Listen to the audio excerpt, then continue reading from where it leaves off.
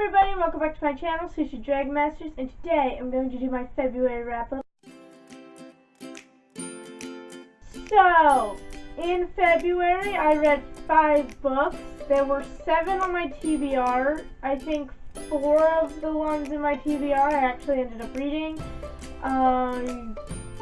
Just felt like pointing that out. There's really no point saying that. I just, after I read 5 books, I was like, I didn't think I read anything on my TBR, and then I went back and looked, and then I did, so it's cool. It's all cool. So, out of these 5 books, 3 of the authors were new to me. My lowest rating was 3.5, and my highest was 5 out of 5, so that is a lot better than last month. And I did not finish any series. But out of the 5 books I read, 4 of them were the first book of series, so I only read 1 book that was not the first book of a series, and yeah. But I did read 1 contemporary, so I'm keeping with the contemporary and month thing.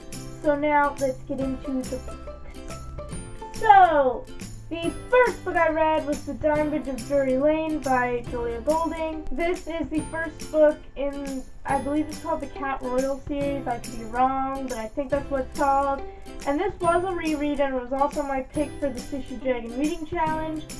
And I gave it a 4.5 out of 5. It was good. It's about a girl who, lives at this theater.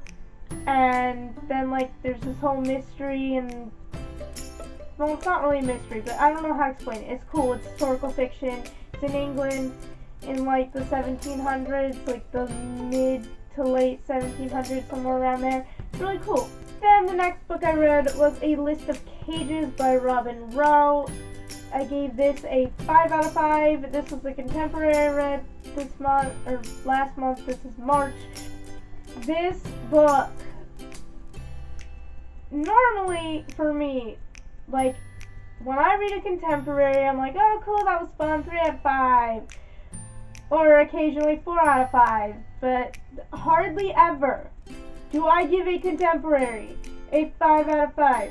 The only other time I gave something that was not fantasy or sci-fi or something like that a 5 out of 5, it was Walk to Remember, which is my favorite book of all time. So, this, I don't want to talk too much about what it's about, because when I heard people explaining the plot and sounding like they were just reading off of the little flap inside here, it made me not want to read it anymore, but I'm glad I did because I loved it.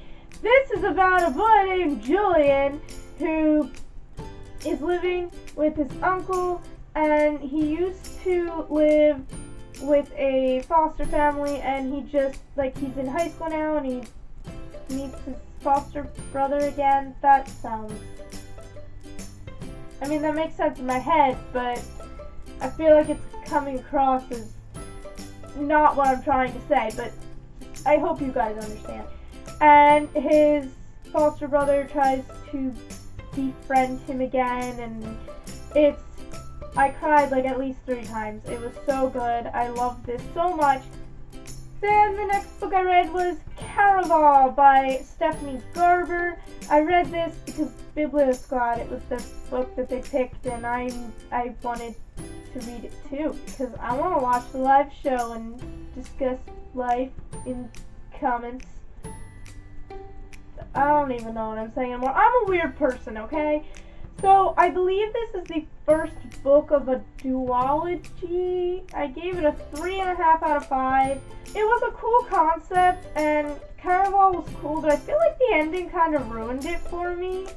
And without spoiling anything, I just, when it ended and I kind of found out what was going on, I was like, oh, okay. That's interesting. I just wasn't a fan of the ending, really. I mean, then, once it ended, the ending kept going, and then it kept going, and it wasn't stopping, and it was just, I was like, okay, you're done. You're fine. And then it decided to throw in a cliffhanger in there, but really, I don't think I'm going to read the next book. Unless I hear good things about it, I don't think I'm going to. I'm probably just going to wait till it comes out and see what people say about it, like I literally just said. But yeah, I mean, overall, it was okay. It was fun. The beginning was slow, and then the ending I was not a fan of it. But the middle was cool. I liked the middle.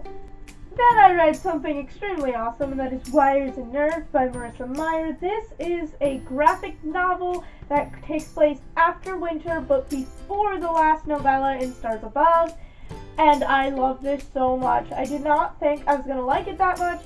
I gave this a 4 out of 5. I like Aiko. Don't think I don't like Aiko before I say what I'm going to say. Aiko's cool. She wasn't like my first choice for a character to follow, but I ended up loving it so much. It's kind of like, even though it's a graphic novel, it's still kind of set up in the same way that the Lunar Chronicles are set up. Like, in Cinder, we mainly follow Cinder, but we still have chapters following Kai and, like, different characters. That's what this was like. It mainly followed Aiko, but there were still parts where it would, like, go see what Cinder's doing or what Captain Thorn's doing and, you know, stuff like that. So it did you got to see everybody, which was nice, and it was awesome, and it was adorable, and it was so much fun, and I laughed a lot, and if you've read the Lunar Chronicles, you have to read this. Like, you can't skip out on this. This is the best. And I can't wait for the next one. I want it. Then I finished out the month by reading Red Queen by Victoria Aveyard. I gave this a 3.5 out of 5, and it took me forever to read it. I mean, not forever, but like a lot longer than it normally would have. That's because the 4th season of Race to the Edge came out, which, I mean, I did a whole video about that last week. And, like, this was the thing I had to read. Well, I didn't have to read it. It was just the thing I picked out to be available to read, like, while waiting in between watching a couple episodes and then taking breaks. So I was trying to only watch 4 episodes a day, but because of the whole Race to the Edge thing, like, there was a lot of cute things between Hiccup and Astrid, like all the Hickstrid moments. So I wanted something with romance to fill the void of not seeing Hickstrid at that exact moment because I was reading a book. So I picked up this because everybody kept talking about the love triangle and all that, and there was like no romance until you passed the halfway point, and then I was a little disappointed about that because I was expecting it to be more insta-lovey, as terrible as that sounds, but when it comes to romantic plots, I'm the kind of person who likes it to move along a little faster. I mean, it doesn't have to be everyone falling in love, just like, I don't know, go on a date or something. You can do that after you meet someone after a day, right? But I did enjoy this book to the point where I'm planning on reading the second book, and yeah, I don't know what I'm trying to say. It was good, it was entertaining. When everyone says, like, it's pretty much just like every other young adult book out there, I mean, there's a lot of young adult books that are like every other young adult book out there, so, I mean, I still found it to be, like, somewhat original, if you get what I'm saying, like, to an extent. Like, I didn't feel like it was something I read before, but maybe I was just too into the mind of watching dragons that I couldn't notice. I don't know. It was fun until the one character decided to punch me right here in my heart, and, like, that character was my baby until they decided to hurt me. Why would they do that?